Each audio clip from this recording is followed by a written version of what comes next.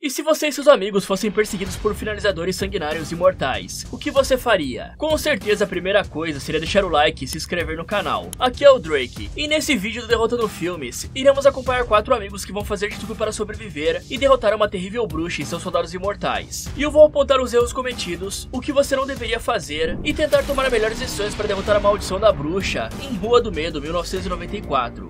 Esse grupo de jovens vai descobrir que muitas vezes as lendas podem ser reais e assustadoras. Em uma noite qualquer do ano de 1994, a jovem Heather fica até mais tarde na loja em que trabalha no shopping Shadeside, e aí ela recebe um telefonema de seu amigo Ryan, que trabalha em uma outra loja do shopping. Mas como do nada o cara para de falar, a menina fica preocupada e decide ver se estava tudo bem com ele. Mas ela toma um baita susto do zelador que passa por ali como se fosse um fantasma. Só que além disso, o Ryan aproveita a distração da garota e dá mais um susto nela, aparecendo por trás com uma boneca inflável. Aí para compensar a brincadeira, ele entrega um suco de laranja para a Heather, que encara isso numa boa e diz que precisa de uma carona, já que ela não está muito afim de andar sozinha tão tarde da noite. Porém, antes de ir embora, o Ryan diz que precisa de alguns minutos para fechar a loja, algo que a Heather também tem que fazer. O estranho é que enquanto se afasta, o Ryan escuta uma voz feminina que não é da Heather falando no seu ouvido, além de algumas moscas. Mas ignorando isso, os dois voltam para suas lojas, só que a Heather não consegue fechar completamente a grade de entrada, algo que ela apenas ignora e vai terminar de colocar os livros restantes no lugar. Só que enquanto ela faz isso, o livro cai de repente da prateleira, fazendo com que a garota vá colocá-lo de volta. Só que nessa hora, alguém passa correndo em um outro corredor de livros, derrubando mais um, o que assusta bastante a Heather, que por algum motivo simplesmente vai até lá pegar o livro, pensando que era o Ryan quem estava brincando. No entanto, assim que ela pega, ela se distrai percebendo que seu suco de laranja tinha sido jogado no chão. E aí nessa hora, um cara fantasiado de esqueleto aparece por trás e tenta golpeá-la. Mas por sorte, a lâmina bate no livro, dando a oportunidade perfeita para a Heather sair correndo da loja com um pouco de dificuldade. Então a coitada vai até a loja do Ryan gritando por socorro, mas como ele não estava lá, ela se esconde atrás do balcão e liga para a polícia. O problema é que na hora em que a garota diz que precisa de ajuda no shopping Shadeside, o assassino finalmente a encontra e força a pobrezinha a sair correndo para o interior da loja. Só que de alguma forma, o mascarado já estava lá e acaba pegando ela de surpresa e cortando a sua barriga. Por sorte, ela consegue se soltar de alguma forma e sair da visão do psicopata, que vê apenas uma marca de sangue em uma cabine de fotos e ataca com tudo pensando que a Heather estava lá dentro. Porém, isso era uma armadilha e a garota aparece por trás acertando o cara com uma abajur.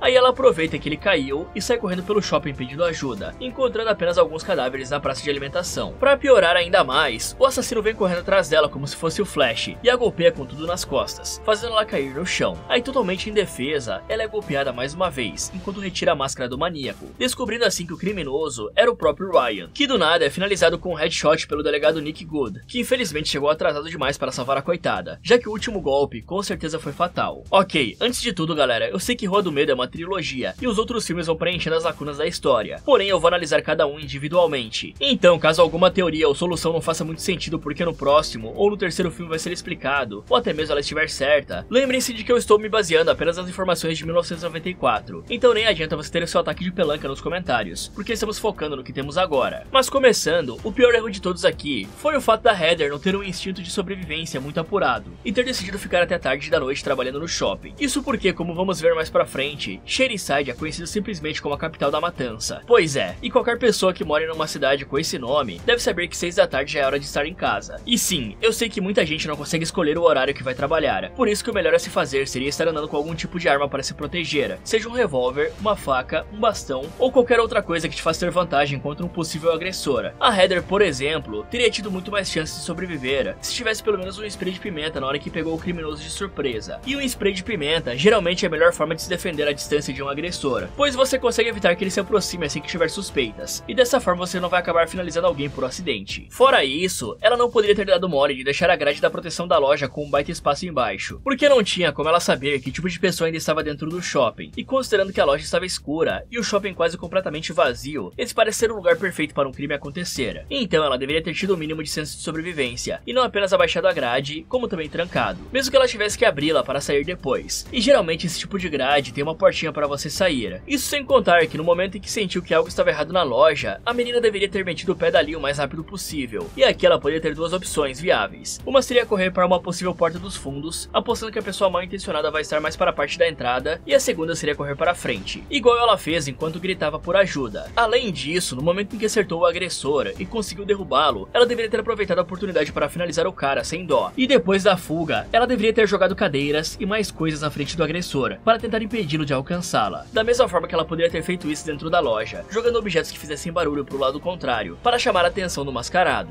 No dia seguinte, toda aquela região acaba sendo impactada logo cedo, com a notícia da morte da Heather e de várias outras pessoas que foram finalizadas no shopping de Shadyside. Mas por outro lado, Sunnyvale, a cidade que faz fronteira com Shadyside, está há mais de 30 anos sem nenhum crime, e parece cada vez mais próspera, tanto que o título dela é a cidade mais bonita para se morar, mostrando que é o total oposto do município vizinho. Ao mesmo tempo, enquanto escreve uma carta de ódio para sua ex-namorada, a jovem Dina assiste na televisão uma reportagem do delegado Good, falando a respeito da única boa notícia que os cidadãos de Shadyside vão ter em muito tempo, que no caso é o incrível navegador Opera que está patrocinando o vídeo de hoje. O Opera pode te ajudar em todas as partes do seu dia, seja para trabalhar ou apenas para curtir um pouco enquanto navega na internet. Isso porque ele possui vários tipos de funcionalidades diferentes, extremamente úteis e práticas, principalmente para você que curte ouvir uma musiquinha e passa praticamente o dia inteiro com um fone no ouvido, exatamente como eu. Afinal, no Opera é possível mudar de música ou pausar a que está sendo reproduzida apenas passando o mouse em cima do player que fica na barra lateral. Isso sem contar que o player também é flutuante e pode ser movido por toda a tela, e até mesmo para fora do navegador de uma maneira totalmente livre. Também é possível dividir a tela em duas partes quando for necessário trabalhar com multitarefas. Então, se você é como eu e sempre precisa fazer duas coisas ao mesmo tempo, isso vai te ajudar muito caso você não tenha dois monitores. Pra falar a verdade, eu tenho 3 monitores e mesmo assim eu uso. E isso pode ser feito facilmente ao arrastar a aba para baixo e para o lado que você preferir. E além de todas essas funcionalidades práticas, o Opera também permite que você mude o tema do navegador. E alguns bons exemplos disso são os ótimos temas Aurora e Midsommar. E outra coisa que eu preciso mencionar é o ótimo recurso das ilhas de guia, que podem te ajudar a se organizar de uma maneira simples, pois com essa funcionalidade, você pode criar várias ilhas de guia e colocar quantas abas quiser dentro delas, permitindo que você as organize da maneira que preferir, já que além do agrupamento automático que está sendo demonstrado, você também pode mudar manualmente as abas de posição. E para impedir que a tela fique poluída caso esteja vendo muitas coisas, as ilhas também podem ser fechadas e expandidas com apenas um clique, como vocês estão vendo aí. E para que você não se perca na navegação e consiga se achar rapidamente nas abas que está usando, o Opera também conta com as Tab Traces, que são esses pequenos sublinhados que ficam na parte de baixo das abas que você abriu recentemente, algo que te permite usar muitas abas sem ter a preocupação de se perder e precisar fazer uma caça ao tesouro para se encontrar novamente. Mas a minha função preferida do Opera, sem dúvidas, é a área, a IA integrada que já vem no navegador, e pode ser acessada pela barra de tarefas ou através do Ctrl mais barra, ou comando mais barra se você estiver no Mac.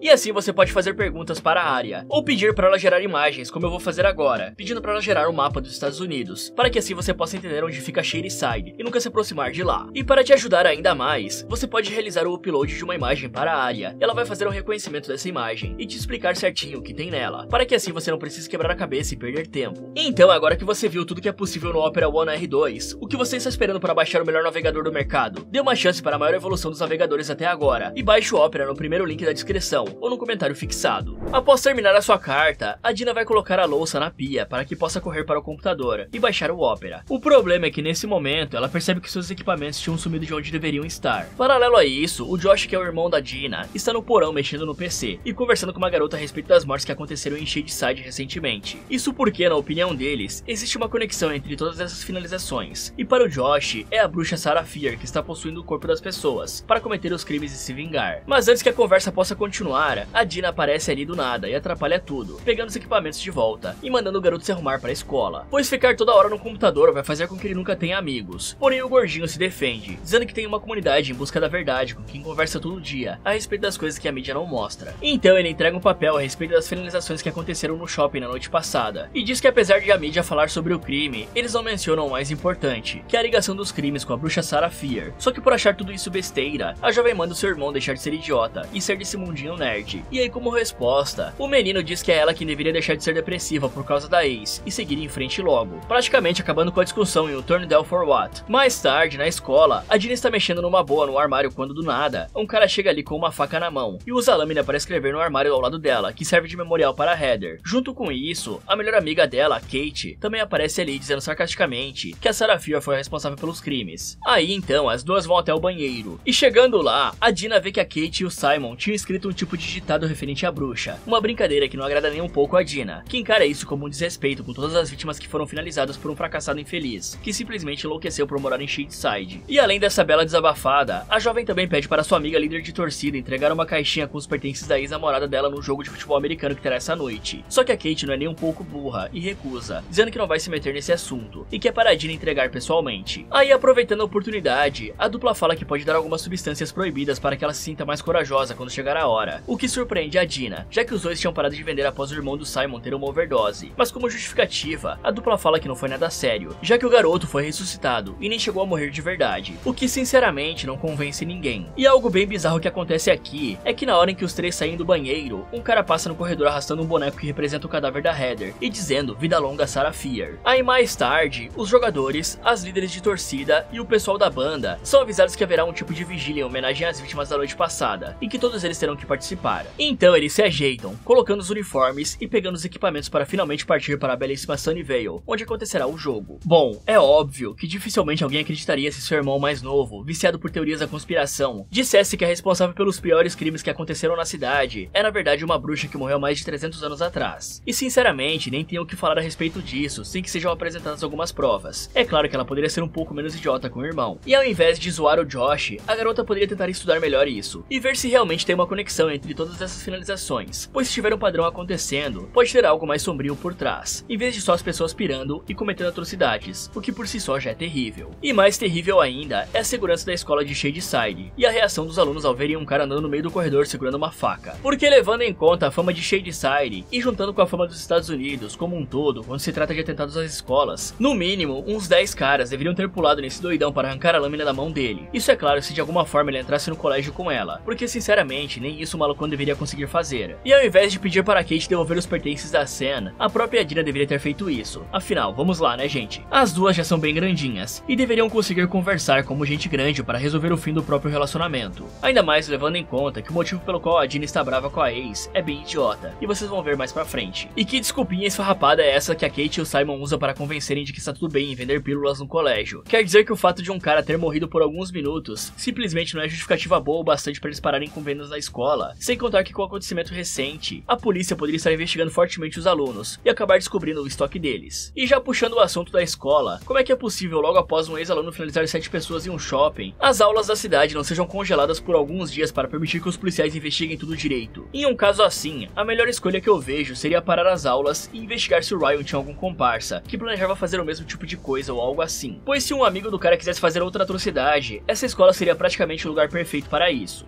Chegando lá, todo mundo se reúne para ouvir o discurso do prefeito Will Good, que é o irmão do delegado Nick Good. Só que ninguém ali acredita na palavra dele de que os Sunnyvalers sentem muito pelo massacre, até porque os únicos Sunnyvalers que apareceram na vigília foram obrigados por conta do jogo. E aí, olhando para os jovens do colegial, a Dina fica triste ao ver a sua ex-namorada abraçada com um cara, fazendo com que ela se afaste dos outros alunos. Porém, a Sam percebe isso e vai atrás da ex-namorada para bater um papo. Mas chegando lá, a Dina apenas joga a caixa de itens que a Sam deixou para trás, o que gera uma discussão terrível entre as duas, para saber quem foi a responsável pelo fim do relacionamento. Pois a Dina está brava por ter visto a Sam se agarrando com um cara chamado Peter, o que na opinião da Max não faz sentido, já que foi ela quem acabou o relacionamento delas. Porém, para a Dina, não foi assim que as coisas aconteceram, pois a visão dela, a Max terminou a relação quando se mudou para Sunnyvale, por causa do divórcio dos pais, mostrando que ela está muito ressentida pelo fato da garota ter saído de Shadyside para um local melhor, pois para ela, Sam só se mudou para não sofrer preconceito por ser lésbica. A questão é que enquanto elas discutiam, o delegado Nick Good estava fazendo um discurso para os alunos que estavam em campo, só que por conta das diferenças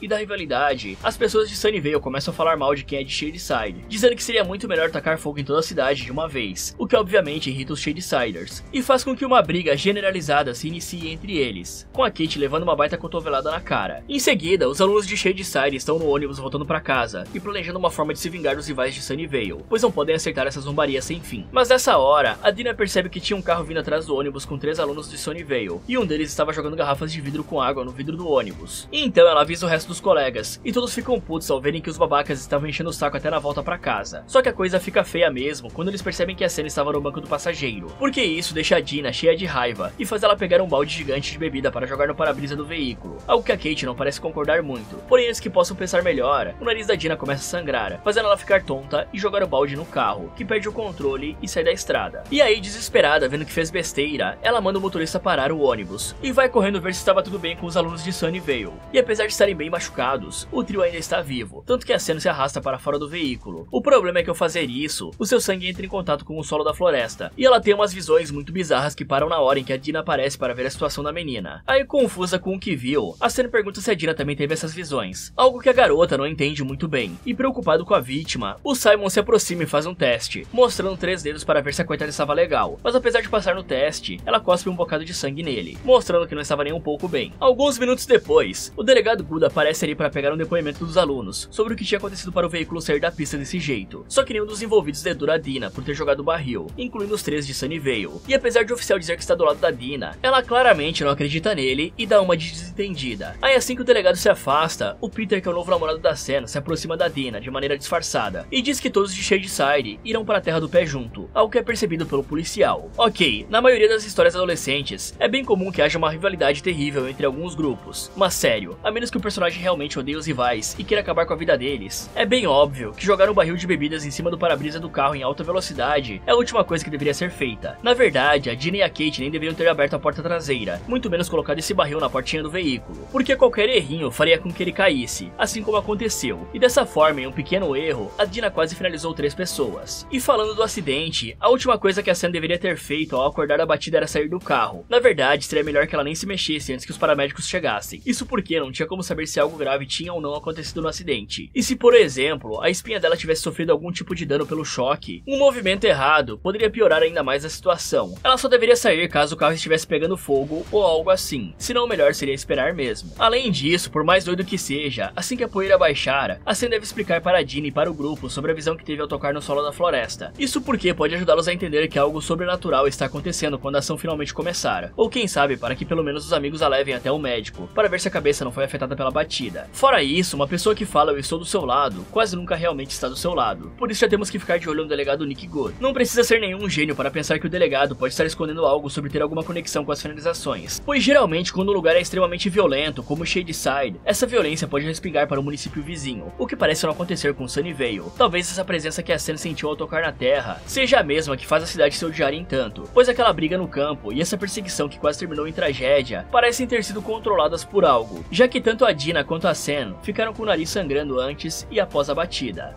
Já na noite seguinte, a Dina está bem de boa na cama, quando do nada, o Josh aparece avisando que a garota estava ferrada, visto que um policial ligou para o trabalho do pai deles e avisou sobre o acidente. Aí assim que levanta da cama, ela vê uma reportagem na televisão que fala sobre o Ryan, o assassino que cometeu os crimes no shopping, além de também mostrar uma entrevista com o zelador, que por sorte saiu antes de tudo começar, e disse que o Ryan era um cara normal que surtou do nada. Aí preocupada com a Sen, a Dina decide ligar para saber da situação da ex-namorada, porém quem atende o telefone é a mãe da garota, que diz que a Dina só atrasa a filha dela, e que por isso deveria parar de ligar. E aí assim que a ligação acaba, ela vai correndo atender a campainha que estava tocando, porém ao abrir a porta, tudo que ela vê é um cara fantasiado de caveira do outro lado da rua, que por conta dos problemas recentes, ela pensa ser o Peter. O problema é que ao fechar a porta e ir para a cozinha, ela vê que aquela pessoa fantasiada estava no quintal da casa, bem perto da janela da cozinha, segurando uma faca. Mas como não quer ficar sendo intimidada, ela também pega uma faca para ir lá bater de frente com ele, o que acaba não acontecendo, já que o mascarado some dali. Paralelo a isso, a Kate está ali perto servindo de babá para 2 crianças, ou quase isso, já que na verdade ela entrega substâncias proibidas para as meninas e manda elas empacotarem, dando um pequeno aviso de que elas não deveriam comer se não quisessem morrer.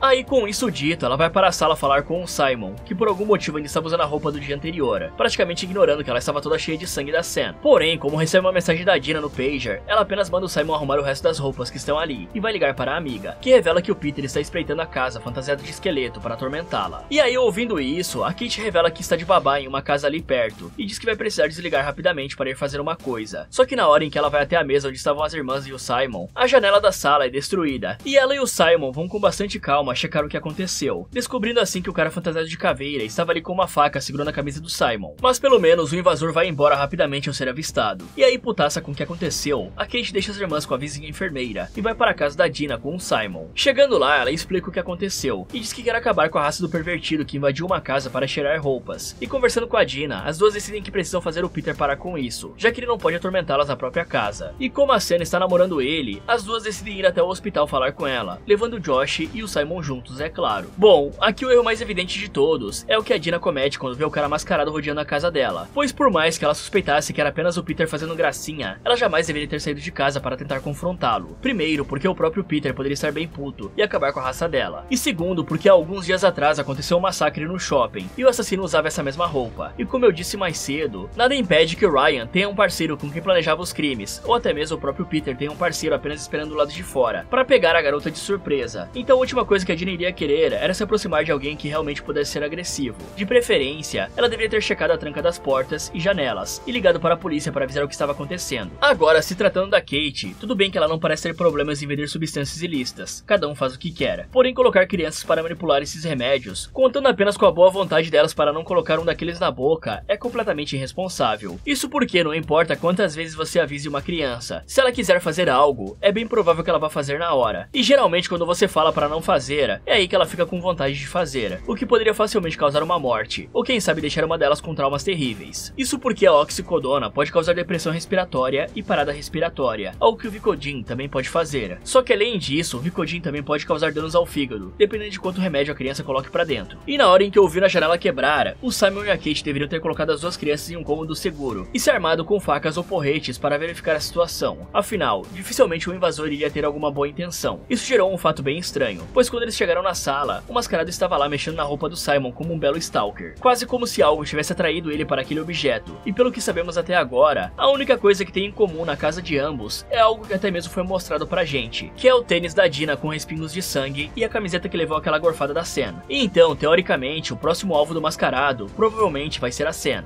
O problema é que ao chegarem na emergência, a Dina descobre que o horário de visita já tinha acabado. Por isso, ela não poderia entrar. Por sorte, a Kate conhece um enfermeiro chamado Barry, que era o seu fornecedor de produtos. Aí, por conta dessa relação, o cara quebra uma regrinha e leva a Dina para se encontrar com a Sam, mesmo estando fora do horário. E por conta de tudo que aconteceu até agora, a Dina já aparece falando agressivamente com a Sam, dizendo para ela mandar o Peter parar de ficar atormentando ela e os amigos dela, pois invadir a casa onde a Kate estava de babá foi um pouco demais. Algo que a Sam não entende, já que o Peter aparentemente ficou ali com ela a noite toda. O que a Dina obviamente não acredita. E aí, para piorar a situação ainda mais, o próprio Peter aparece ali do nada, fazendo com que a discussão entre as duas fique ainda mais pessoal, indo além do que era inicialmente, com a cena até mesmo dizendo que a Dina culpa tudo e todos pela forma horrível com que ela vive. O bom disso tudo é que as duas concordam em nunca mais se verem, porque essas duas são bem chatas, hein? O problema é que nessa hora, o babaca do Peter é finalizado com um golpe terrível na barriga, o que apavora as garotas. Mas por sorte, a Dina consegue acertar o criminoso para sair dali com a cena, então elas passam pelo trio que tinha ficado do lado de fora e mandam eles correrem também. Porém, os três não entendem nada e continuam parados ali, até que finalmente o assassino passa correndo por eles, como se eles nem estivessem ali, indo atrás das duas meninas. E aí, finalmente, o grupinho entende o que está acontecendo. Então, completamente desesperados, o trio corre para fora do hospital em direção à ambulância. Por outro lado, a duplinha de ex-namoradas se esconde atrás do balcão da recepção e descobre que a recepcionista que lhes atendeu já tinha sido passada pelo assassino. A sorte delas é que no momento em que o criminoso estava se aproximando, o Barry aparece do nada para dizer que não pode usar máscara no hospital, algo que obviamente faz ele ser finalizado. E aí, aproveitando a oportunidade, as jovens tentam sair correndo dali. Só que por ainda estar machucada, a cena acaba sendo pega pelo assassino e quase é golpeada. Mas pela armadura do roteiro, quer dizer, pela sorte, a Dina se joga pra cima do agressor e trabalha em conjunto com a ex-namorada para derrubar a faca do cara e jogá-lo no chão, o que também faz a máscara cair do rosto dele, dando a chance da Dina ver que o criminoso era o Ryan, que tinha levado um headshot do delegado Good no shopping. Porém, antes que possa pensar nisso, ela precisa sair dali com a cena e com os outros três que tinham aparecido com uma ambulância. Ok, antes da Dina ir lá reclamar com a garota, dizendo que ela precisaria dar um jeito no próprio namorado que supostamente estava fazendo algumas coisas, ela deveria ter juntado provas de que de fato era o cara, até porque além da ameaça na noite anterior, não tinha realmente nada que desse a entender que o mascarado era o Peter. E falando no mascarado, na hora em que ele golpeou o Peter por trás, as duas garotas já tinham que ter saído dali sem nem esperar para ver quem era o assassino, e ao invés de se esconderem atrás do balcão, a dupla tinha que ter ido para fora do hospital, assim como o resto do grupo fez, pois lá fora tinha mais espaço para fugir e se esconder. E se elas gritassem bastante pedindo por ajuda, é bem possível que uma multidão se aproximasse para deter o criminoso. Aí não importa se ele era o Ryan zumbi ou não teria como alcançar as meninas de qualquer forma. E pelo que deu pra notar, o mascarado tem alguns padrões, e ao mesmo tempo não tem, né? Pois ele ataca geralmente quem fica no caminho dele e da cena, já que nesse momento ele ignorou completamente os outros três jovens, mas acabou finalizando o Peter que estava parado na porta. Talvez dê pra considerar que ele estava impedindo o mascarado de entrar, ou estava com o cheiro da cena. E o enfermeiro também foi de base, tentando impedir o mascarado de alguma forma. Então pelo que deu pra entender até agora, ficar longe da cena é a melhor maneira de se manter vivos. Porém, se eles vão ficar com a garota para ajudá-la, eles vão precisar perceber isso logo para montar armadilhas com o cheiro ou com o sangue da cena para atrair o mascarado para locais distantes. E pensando nisso, outra coisa que eles podem testar é se esse mascarado zumbi é capaz de segui-los fora da cidade, tipo em Sunnyvale, por exemplo, ou até mesmo mais longe. Afinal, pode haver um limite geográfico para essa suposta maldição, e como eles têm uma ambulância para fugir agora, não seria uma má ideia tentar, né? Porque um confronto direto com algo que até o momento não pode ser morto é uma péssima ideia.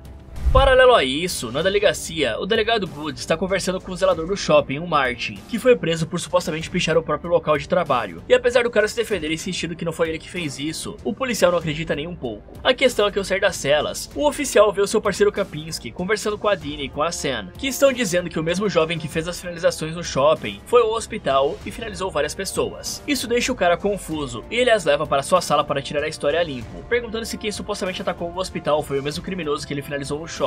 Só que apesar de as meninas confirmarem várias vezes que é a mesma pessoa e que de alguma forma ele está vivo, o Nick Good não acredita e até mesmo faz piada sobre a história, explicando que não tem como levar isso a sério, já que receberam trotes o dia todo a respeito de pessoas fantasiadas de caveira. Porém, nesse momento, o Kapinski aparece ali e diz que uma pessoa desesperada ligou do hospital. E aí, sentindo que podia ter algo nessa história, o delegado manda seu parceiro cuidar das garotas e vai até o hospital. Mas como o Kapinski não acredita em nada do que elas falam a respeito do assassino, a Dina percebe que não pode contar com a polícia para se protegerem. Por isso ela finge ter um ataque de raiva contra o policial e rouba a arma dele discretamente, algo que o cara nem mesmo percebe. E ao mesmo tempo em que tudo isso acontecia, o Simon tinha se cansado de ficar ouvindo a Kate e o Josh falando sobre os assassinos, e foi para outra rua tirar água do joelho. Só que assim que terminou o que estava fazendo, ele viu que tinha uma garota sentada a alguns metros de distância, que parecia estar bem triste cantando uma música antiga. O problema é que na hora em que ele se aproxima dela, a menina mostra sua cara cheia de cortes e corta a perna dele com uma navalha, fazendo com que o cara se desespere e comece a fugir. Paralelo a isso, a dupla de ex-namoradas se encontra com o Josh e com a Kate, e a Dina explica que precisam sair dali imediatamente, porque ela acabou de roubar o revólver de um policial para se proteger do assassino. A cena até tenta argumentar dizendo que ali é mais seguro, porém a Dina não concorda com isso, já que os policiais não acreditaram nelas. Então depois de alguma conversa, eles finalmente percebem que o Simon tinha sumido e vão atrás dele, e ainda bem que fizeram isso, pois nessa hora o cara tinha sido dominado pela garota psicopata, e quase foi finalizado com um corte no pescoço, o que é bem estranho, já que ele estava usando toda a força do braço para segurar o pulso dela e ainda assim perdeu. A sorte dele é que o grupo aparece ali na hora certa, e a Dina enche a psicopata de bala, o que honestamente nem o 50 Cent conseguiria aguentar. O problema é que a agressora não só aguenta, como se regenera de um headshot, fazendo com que o grupo saia correndo o mais rápido possível. Bom, dessa vez o grupo obviamente entendeu que existe muito mais envolvido nesse caso do que apenas um maluco cometendo finalizações, e apesar de não ser muito legal roubar a arma de um policial, não tem como dizer que a Dina estava completamente errada em fazer isso após tudo que aconteceu na delegacia, pois é claro que o departamento deve receber várias ligações de trote o dia inteiro. Porém, a última coisa que o delegado deveria fazer era zombar das meninas e ignorar totalmente a palavra delas, até porque foi ele mesmo que disse que estava do lado da Dina. E também, ninguém seria tão idiota de ir na delegacia mentir na cara do próprio delegado. E então, em vez das garotas focarem em falar que era o mesmo mascarado de antes, elas deveriam ter falado para o delegado que o cara transformou duas pessoas em presuntos. Isso com certeza chamaria a atenção do cara, independente se fosse alguém se passando pelo mascarado ou não. Além disso, elas deveriam pedir para acompanhar o Good na investigação, porque aquele policial ali não me parece ser dos mais competentes. Afinal, o cara estava com o coldre dele aberto, pode até facilitar o saque da arma, mas também facilita o que acabou de acontecer aí, com a Dina roubando a arma do cara. O ponto bom é que agora finalmente eles têm noção de que existe algo sobrenatural acontecendo, então os jovens vão poder lidar melhor com a situação, até porque estamos falando da cidade mais perigosa dos Estados Unidos, pelo menos para esses jovens aí, né? E bom, pelas minhas contas, ainda tem 3 munições nesse revólver, e a Dina pelo jeito tem uma ótima pontaria, pois acertar 2 disparos mais um headshot nessa situação ali não era tão fácil quanto você pensa. Por sorte, nenhum tiro pegou no Simon. Porém, como agora aparentemente tem mais um assassino zumbi na cola deles, eu focaria no plano de sair da cidade para testar se eles serão seguidos. E caso sejam, o conselho que eu vou dar agora é extremamente hipotético, hein galera? Só façam isso em caso de apocalipse zumbi ou numa situação igual a essa. E a ideia aqui seria invadir uma loja de armas, para pegar mais umas para pelo menos ter algo para atrasar as criaturas, pois pelo que deu pra ver, elas podem ser imortais, mas acabam sofrendo o dano dos disparos. Aí chegando na casa da Dina, o grupo começa a conversar sobre aquela psicopata imortal, e o Simon conta como exatamente ele foi atacado, sendo que na hora em que menciona que a doidona tinha uma navalha, o Josh parece perceber uma coisa, e pergunta se ela também estava cantando algo como uma música antiga, algo que o Simon confirma impressionado. E percebendo que tinha acertado em sua teoria, o Josh leva o grupo até o porão, e mostra pra eles uma matéria de um jornal que fala sobre a Ruby Lane, uma jovem que finalizou os amigos, e depois também foi de base usando uma navalha, e essa garota era justamente a mesma que atacou o Simon. O único problema é que tudo isso aconteceu há 30 anos atrás, em 1965, mas isso ainda não é o fim, pois o gordinho se mostra um verdadeiro conhecedor da história macabra de Shadyside, e mostra mais casos estranhos que aconteceram no decorrer dos anos da cidade, como por exemplo, o caso mais recente do Ryan, além é claro do crime que aconteceu em 1968, no acampamento Nightwing, quando um maluco mascarado fez outro massacre, e em 1950, quando o leiteiro da cidade enlouqueceu e fez o mesmo, e vários outros casos semelhantes de tempos em tempos, o que apesar de ser comum em Shadyside, é sem dúvidas muito estranho, já que várias vezes na história, uma pessoa normal se tornou um maluco psicopata. E o primeiro caso desses que foi registrado é de 1666, quando o pastor Cyrus Miller arrancou os próprios olhos e finalizou várias crianças em uma igreja, fazendo a mesma coisa com elas. Só que do nada, a Sam passa mal e vai para a cozinha cuspir sangue na pia. E vendo isso, a Dina vai atrás ver se estava tudo bem. Mas como a menina não disse que estava colocando as tripas para fora, as duas apenas se sentam e conversam normalmente sobre tudo que aconteceu ultimamente no relacionamento delas. Com a Dina mostrando que apesar de se ressentir das escolhas da Sam, ela sabe que é muito difícil viver sendo uma lésbica nessa cidade e também nessa década. Porém, mesmo com a saída das duas, o Josh não parou de contar o que sabe e as suas teorias, tanto que ele diz que nenhuma dessas mortes foi coincidência, e que na realidade, a própria Sarah Fier possui as pessoas como uma forma de se vingar da cidade, por ter sido finalizada por bruxaria em 1666, igual é contado na canção de Ninar mais conhecida de toda a Shadyside. E nessa canção é dito que antes de morrer, a bruxa cortou a própria mão e jogou sangue na terra para amaldiçoar a cidade, pois dessa forma ela consegue controlar os homens de bem, fazendo com que cometam crimes terríveis, o que para o Josh é exatamente isso que está acontecendo agora. E apesar de não discordar do gordinho, a Kate lembra que dessa vez é muito pior, já que tem dois assassinos imortais vindo atrás deles. Aí nessa hora, a Sam chega ali e revela que isso tudo está acontecendo porque na noite passada, ela viu a própria bruxa quando sofreu o acidente. Então, sem mais perguntas, o grupo vai de ambulância até o local em que o acidente aconteceu, e assim que se equipam com algumas lanternas, eles vão até onde estava o carro. Aí a Sam se arrasta mais uma vez até onde teve a visão, e acaba descobrindo que tinha uma corrente no local. O problema é que ao puxar essa corrente, eles descobrem que tinha um esqueleto enterrado nessa cova rasa, e para o azar deles, os ossos eram da própria Sarah Fier. Dessa forma, o grupo entende que provavelmente estão sendo perseguidos, porque a Sam perturbou a bruxa ao profanar o seu lugar de descanso. Pelo menos eles pensam rápido, e decidem que a melhor tentativa é arrumar o túmulo e pedir desculpas pelo incômodo, o que deve ser feito rapidamente, já que eles escutam um barulho vindo do interior da floresta. Por isso, enquanto o Josh fica de vigia, o casal cava o túmulo, e a Dina decide dar uma olhada dentro do carro para pegar um casaco de futebol para empacotar os ossos da Sarah Fier. E aí, vendo que todos estavam ocupados, a Sam pega um pouco do sangue do nariz e esfrega no osso da bruxa, o que faz ela ter uma visão bizarra e escutar a voz da Sarah dizendo "é você". E por sorte, essas visões terminam quando a Dina toca na menina. Aí, com tudo em mãos, o grupo coloca os ossos no casaco e enterra bem fundo na cova, enquanto se desculpam pelo erro. Mas isso não parece ser o bastante para impedir a maldição, pois um mascarado gigante carregando um machado passa correndo pelo Josh e ataca a Sam, que é salva no último minuto pela Dina. E sem outra escolha, o grupo corre para a ambulância e vai embora rapidamente. Ok, sinceramente a sorte desses idiotas aqui é que eles têm um gordinho para ajudá-los. E isso realmente pode ser de extrema utilidade, já que se pararem para checar todas as matérias que ele tem guardadas, provavelmente será possível achar algo de útil. E voltar para a cena do acidente realmente foi uma boa ideia para entender o que poderia ter causado toda essa desgraça. No entanto, eu sou obrigado a dizer que o grupo como um todo foi simplesmente muito despreparado para esse local. Afinal, por se tratar de uma área isolada, eles não iriam conseguir nenhuma ajuda externa caso fossem atacados pelos assassinos, que foi exatamente o que aconteceu. Por sorte, o cara tá usando um saco de batata na cabeça e parece um touro desgovernado, e por isso ele acabou errando. Então, o grupo realmente deveria ter ido atrás de conseguir pelo menos uma arma para cada um deles, como eu falei antes. E caso isso não fosse possível, a Dina é que tinha que ter ficado fazendo a guarda, já que ela tinha uma arma e uma mira decente. Tanto que se ela estivesse no lugar do gordinho na hora em que o lenhador apareceu, ela poderia fazer muito mais coisas, e possivelmente até ganhar um bom tempo para que o grupo pudesse entrar na ambulância. Além disso, a ideia de se desculpar com a Sarah Fier e enterrar os ossos outra vez até que foi válida. Mas como o plano B, eles tinham que pelo menos ter enchido o local de sal grosso e tacado fogo na ossada para ver se purificava, e quem sabe acabasse com a maldição. Só que infelizmente até isso seria difícil, já que ainda faltaria a tal mão que ela arrancou de si mesma. E assim galera, a maldição da bruxa até pode ser forte, porém alguém deve estar invocando esses assassinos para atacar a cena, pois existe uma quebra de padrão aqui. Primeiro, porque as finalizações não acontecem em um padrão de tempos em tempos, por exemplo. E outra coisa, que geralmente aconteciam as finalizações e depois a maldição se acalmava por algum motivo. Mas agora todas as pessoas que piraram e cometeram as finalizações simplesmente voltaram dos mortos para caçar o grupo.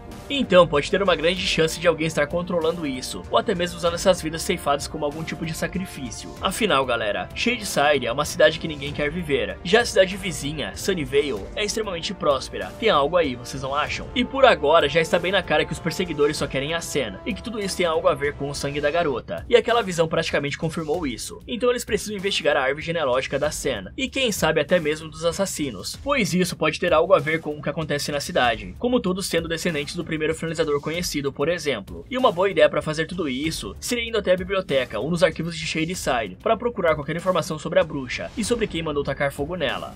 Conseguindo escapar, eles começam a discutir o que podem fazer para pararem de ser perseguidos pelos capangas da bruxa. E ouvindo isso, a Sun revela que a bruxa quer apenas ela, e não todo o grupo, algo que foi revelado para ela através da visão que teve quando tocou no osso da Sarah Fier. E dessa forma tudo fica claro para o grupo, pois a Kate para a ambulância e mostra para todos que o Máscara de Caveira não estava atrás deles, mas sim atrás da camiseta do Simon, que tinha sangue da Sun. Fora que o lenhador passou correndo pelo Josh e ignorou todos os outros só para atacar a jovem. Aí na hora em que a Dina lembra que o assassino tinha ido até a casa deles, a Kate mostra para a amiga que o tênis também estava manchado de sangue. Ou seja, os zumbis imortais estavam agindo como tubarões, indo atrás da Sun e de tudo que tem o cheiro do sangue dela. A parte boa é que isso faz o Josh ter uma ideia de usar a Sun de isca para conseguir se livrar dos zumbis. Em paralelo, o Nick Good chega na emergência e vê que as coisas realmente não estavam nada boas. Então ele volta para a delegacia, faz um registro dos mortos e decide voltar para o hospital. Porém, na hora em que ia entrar no carro, ele percebe o sangue na estrada onde o Simon foi atacado e vai lá checar, encontrando assim um relicário que foi deixado para trás. Ao mesmo tempo, o grupo dos jovens vai para a escola e pega algumas roupas dos achados e perdidos para poderem se livrar do sangue da cena, pois para o plano dar certo, eles não podem ter o cheiro dela. Só que como querem ter um momento a sós, a Sun e a Dina vão para o laboratório de química, onde a Dina percebe que a Sun estava com cortes nas suas costas e pede para ela tirar a roupa para que possa dar uma olhada. Mas aí, como era de se esperar, rola uma química, né? Aí as duas conversam um pouquinho e rapidamente começam a se amassar. Enquanto isso, os outros três decidem se trocar no banheiro. Porém, assim que o Josh ia entrar no banheiro masculino com o Simon, a Kate fala que não quer ficar sozinha e chama o gordinho para ficar com ela, o que ele obviamente não recusa. Porém, na hora em que a Kate pede para ele ver se as suas costas estavam limpas, o garoto fica extremamente em choque ao ver que ela estava só com a roupa de baixo. Isso porque o gordinho claramente tem uma quedinha por ela. Mas apesar do nervosismo, ele mostra que tem atitude e consegue dar uns beijos na Kate, usando aquele velho e bom discurso: vamos beijar porque amanhã pode estar todo mundo morto. E apesar de estar sozinho, o Simon também consegue se divertir um pouco, engatilhando a escopeta, sei que vocês me entendem. Alguns minutos depois, a Kate e o Josh saem do banheiro, e o Simon saca na hora que os dois tinham dado os amassos, o que parece ser muito engraçado para ele. Além disso, nessa hora, as duas garotas também chegam ali com cara de quem se divertiram muito, e o Simon acha incrível que todos conseguiram relaxar um pouco antes de fazer o que precisam fazer, inclusive ele mesmo. Bom, parece até ser um clássico em filmes de terror esse momento de amassos entre as pessoas, né? Só que eu vou passar um pano para esses jovens aqui, justamente porque eles são jovens e estão com os hormônios à flor da pele, pensando que podem morrer a qualquer momento. Então eu acho que pelo menos isso aí lhes ajudou a se acalmar um pouco e colocar a cabeça no lugar. Mas depois de dizer isso, foi muita sorte nenhum assassino ter aparecido no meio da pegação, né? Por outro lado, eu preciso mencionar que apesar de ter sido bem legal em revelar que a bruxa queria apenas ela, a Sun também foi extremamente inocente e até burra, porque a única que tem um apego emocional pela cena é a Dina. O restante poderia simplesmente dar meia volta. Eu daria meia volta e iria embora para sempre. Afinal, eu não cavoquei nenhum túmulo de bruxa. Agora, se os assassinos estivessem atrás de mim, ou de alguém que eu gosto, eu já teria cruzado os limites da cidade para testar se eles não continuariam a perseguição. E se a resposta for sim, o problema estava resolvido, né galera? Pois pelo jeito, eu acho que essa maldição aí não tem capacidade de cruzar estados. A parte boa é que agora, sabendo dessa verdade, eles podem ajudar com toda a determinação do mundo até o momento final da cena.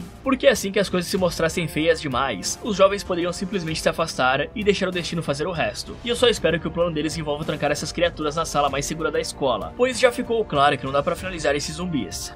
Aí com todos de bom humor, o plano finalmente tem início, e para isso eles enchem o banheiro com líquido inflamável, sem esquecer nenhum espaço. Aí eles fazem a cena sangrar em um balde com água, e usam essa água batizada, por assim dizer, para criar 3 rastros de sangue que vão do banheiro para os outros corredores. E além disso, a cena se esconde sozinha dentro de uma das cabines do banheiro. O bom é que o plano começa a dar certo bem rápido, visto que os 3 assassinos aparecem ali do nada, e começam a seguir os rastros de sangue para chegar na cena. Aí vendo que as coisas estavam indo como planejado, os 4 jovens ficam parados na porta do banheiro em silêncio, enquanto os assassinos entram com tudo. E com isso feito, eles trancam a porta e esperam que a cena apareça, pois apesar de ter ficado lá dentro, ela consegue sair pelo duto de ventilação na hora em que o lenhador abriu a sua cabine. Aí quando ela finalmente sai do banheiro, os jovens colocam fogo em tudo e ficam esperando do lado de fora para ver o resultado. Então, quando uma explosão acontece lá dentro e tudo fica em silêncio, eles entram com alguns extintores de incêndio para checar a situação. O problema é que as coisas não deram tão certo, pois os corpos dos assassinos, que foram explodidos em 1000 pedaços, começaram a se juntar outra vez para trazê-los de volta à vida. E uma mão quase agarra a cara do Josh. Aí percebendo que não tinham como derrotar esses monstros zumbis, o grupo corre e se esconde na sala de biologia. E na hora em que o Simon fala que todos estão ferrados, a Kate lembra que a única que está ferrada de verdade é a Sun, e que tudo poderia acabar rapidamente se simplesmente jogassem de oferenda a menina para fora da sala, algo que deixa a Dina putaça da cara. Mas para provar que realmente não tinha outra coisa a se fazer, a Kate pega na mochila as matérias que falam sobre todas as finalizações que aconteceram em Shadyside e mostra para a Dina, deixando claro que o único resultado disso tudo é a morte. morte. E apesar da Dina discordar, todos os outros, incluindo a Sen, parecem concordar que não tem outra saída, tanto que a própria diz que vai se entregar. Então ela se despede da ex-namorada e sai da sala para esperar pela morte, o que sinceramente não iria demorar muito, já que o lenhador estava se aproximando. Porém, para sorte dela, dentro da sala nesse momento, o Josh está lendo as matérias sobre as finalizações, quando percebe que uma tal de C. Berman sobreviveu aos ataques em 78, e como isso mostra que existe uma forma de escapar da maldição, os jovens abrem a porta e puxam a Sen de volta para a sala bem na hora em que ela ia ser finalizada. Ok, uma coisa que eu preciso mencionar aqui é o quão sem noção é a Dina, porque tudo bem, dá pra entender que ela quer proteger a namoradinha, mas é sério que ela achou tão errado os outros terem vontade de viver ao invés de morrer pelo bem da Sen? Não faz nem sentido uma coisa dessas, galera. É claro que se o grupo ficar encurralado, a Sen deve ser entregue aos assassinos. Afinal, a vida dela não vale mais que a vida de ninguém ali, fora que uma dessas pessoas é o próprio irmão da Dina. Então é bem estranho que ela tenha achado tão errado o que a Kate disse. Fora isso, o plano deles até que foi bom, e com certeza daria um fim em muitos vilões que tem por aí. O único problema com o plano foi o fato de que os três são zumbis imortais que se regeneram mais que o próprio Majin Buu. E pelo menos agora, eles sabem que finalizar os assassinos é praticamente impossível. E pensando nisso, eu acho que seria muito melhor criar um plano para prender os zumbis ao invés de finalizá-los. Isso poderia ser facilmente feito com uma piscina grande e muito cimento. É claro que demoraria algum tempo, porém eu duvido que algum deles consiga sair de uma piscina de concreto. Isso porque além da imortalidade, eles não parecem ter nenhum outro poder. Caso eles queiram algo mais simples do que encher uma piscina de concreto, eu apostaria em jaulas. Por exemplo, aquele banheiro, se tivesse grades nas janelas e uma porta reforçada, já seria o suficiente para conter os assassinos. E pensando dessa forma, um frigorífico com carne seria o local perfeito para prender essas criaturas, pois poderia deixar elas lentas por conta do frio, só tem uma entrada e pode ser trancado por fora. E com o Simon trabalhando em um mercado, isso pode ser facilmente feito, né?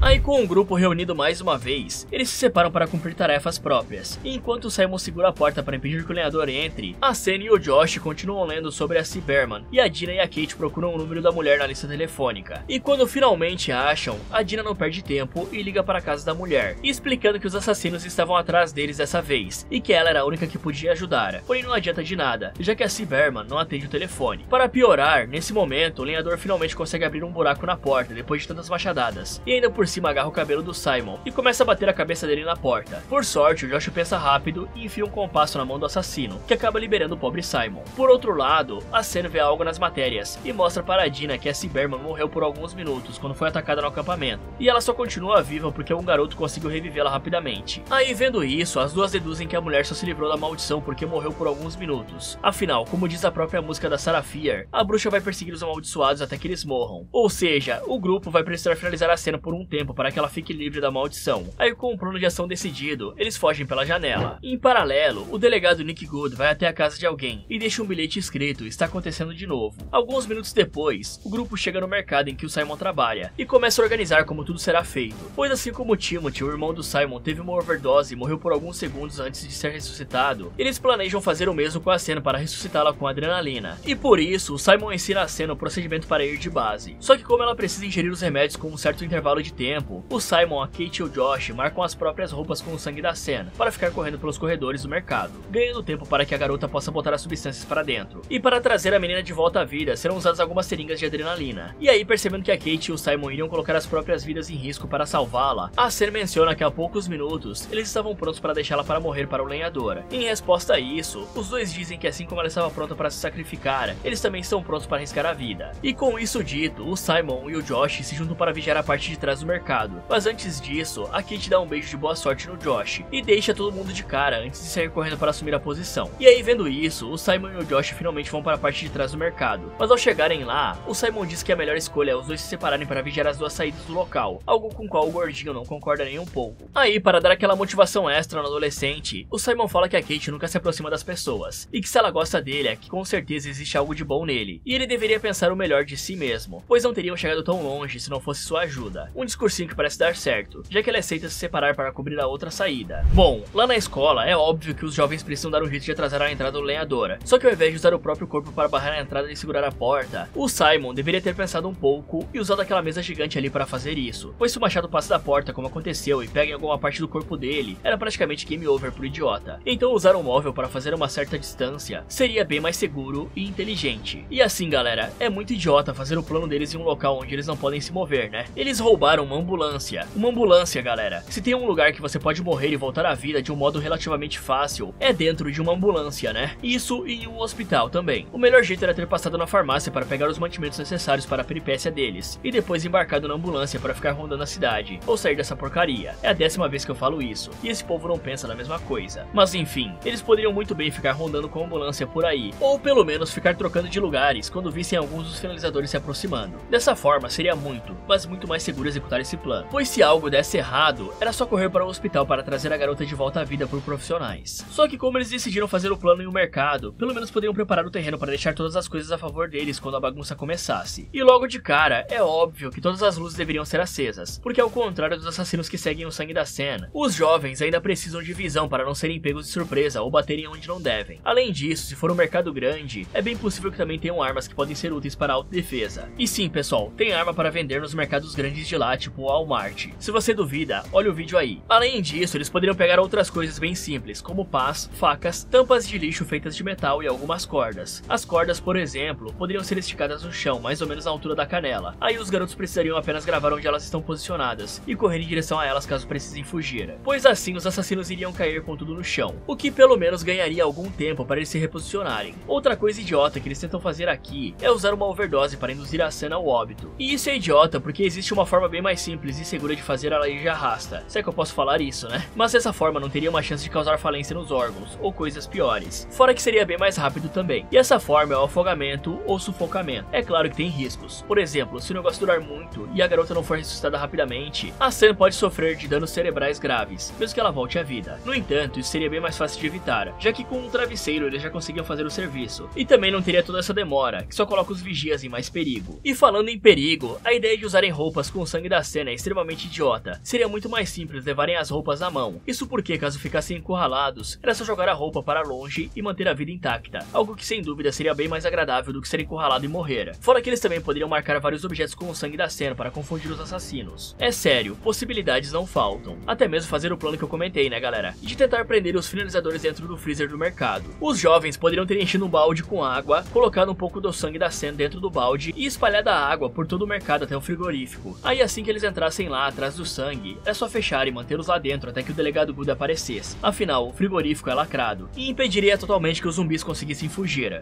Ao mesmo tempo, a Dina está falando para a Sam sobre o que vão fazer depois que tudo isso acabar, como uma forma de tranquilizar a garota, já que ela está com muito medo do que vai acontecer se morrer. E aí, se sentindo um pouco mais confiante, a menina começa a ingerir os trecos. Enquanto isso, os outros 3 estão andando pelo mercado, verificando se não tem nada de errado. E como forma de proteção, o Simon pega um estilete e a Kate pega um spray e um isqueiro. O problema real é que nesse momento, a Sam acaba se sentindo muito mal e vomita tudo que tinha ingerido, praticamente jogando no lixo tudo que foi planejado. E para piorar ainda mais, o Máscara de Caveira aparece pronto para atacá-las. Por sorte, a Kate estava por perto e brota do nada usando um lança-chamas improvisado para afastar o assassino, dando a chance para as 2 garotas saírem correndo. Mas nem tudo são flores, e depois de afastar o meliante, ela tenta se esconder dele atrás de um balcão, só que acaba sendo achada rapidamente e atacada com uma faca, e ela até consegue se defender desse primeiro golpe. Porém o assassino consegue pegar a garota e a golpeia na barriga com uma faca. Aí já sem forças, ela é colocada em uma máquina de corte que se ligou durante a briga, e é finalizada brutalmente. Porém, enquanto isso acontecia, o Simon e o Josh também estavam sendo atacados pelos assassinos. O Simon quase foi pego de surpresa pela Ruby Lane, que se esgueirou pelas suas costas. Só que por sorte, ele usa o sexto sentido e enfia o estilete no pescoço dela para conseguir fugir. Já o Josh é atacado pelo lenhador, que consegue desviar dos golpes do machado, até que o assassino acabe prendendo a arma em uma prateleira, dando a chance perfeita para o Josh sair correndo. E aí enquanto corre pelo mercado, ele acaba se encontrando com o Simon, e os dois vão juntos até onde estava o corpo da Kate, algo que faz a dupla ficar completamente paralisada de choque e descrença. O problema é que esses poucos segundos parados foram bastante para o lenhador se aproximar e sentar o machado na cabeça do Simon. Ao mesmo tempo, depois de fugirem do mascarado, a Sam e a Dina percebem que teriam que achar outra forma de finalizar a garota, e ao verem um aquário ali perto, elas entendem que essa é a única chance. Por isso, na hora em que começou a ouvir toda a correria que estava tendo, a Dina finalmente começa a afogar a ex-atual namorada. Aí quando o lenhador e a Ruby Lane estavam quase chegando ali, e o Josh ia sendo finalizado pelo mascarado, a Sam finalmente morre, fazendo com que os 3 assassinos desapareçam para sempre. Uma pena que isso demorou demais para acontecer, né? Mas como não tinham tempo a perder, o Josh vai correndo pegar a adrenalina enquanto a Dina coloca a Sam no chão. Então, o Josh entrega as adrenalinas, e a garota aplica rapidamente e seguidamente na namorada. O problema é que mesmo depois de alguns segundos, a Sam continua sem acordar. E aí, decidida não perder mais uma pessoa, a Dina faz uma massagem cardíaca nela, o que dá certo, e ela volta à vida vomitando toda a água que engoliu. O bizarro mesmo é que a Dina consola a jovem, dizendo dizendo que estava tudo bem, praticamente ignorando que os amigos dela acabaram de morrer brutalmente. Ok, sem querer ser o chato do rolê, mas com o tanto de adrenalina que foi aplicado nessa garota, 7 canetas para ser exato, já era pra ela ter morrido novamente. Mas como eu disse, né, era bem mais fácil ter tirado um minutinho de tempo para pensar um pouco, e eles perceberiam que o afogamento era bem mais simples e garantido. Fora que poderiam ter feito isso na hora em que chegaram no mercado, o que impediria que o Simon e a Kate fossem finalizados de uma forma tão horrível. E sim, essas duas finalizações trágicas poderiam ter sido facilmente impedidas. E eu vou falar pra vocês, os dois ali eram bem mais legais. Mas enfim, tudo que aconteceu foi uma sequência sem fim de burrice. Desde o momento que resolveram se envolver em um problema que não tinha nada a ver com eles, até a hora em que praticamente acabaram com a própria rota de fuga, ao vestirem as roupas que tinham o sangue da cena. Pois como eu disse antes, era só segurar a porcaria da roupa na mão e jogar lá fora quando se sentissem sem saída. Afinal, se os assassinos estavam atrás apenas do sangue, os jovens seriam poupados assim que se afastassem dele. Fora isso, esses idiotas poderiam ter pensado em um plano bem mais simples de contenção, já que apesar de não poderem morrer, os assassinos ainda podem ser contidos, ou seja, presos, pois apesar da imortalidade, eles não têm outro atributo desenvolvido como por exemplo, super força. Sendo assim, era só fazer o que eu falei antes do frigorífico.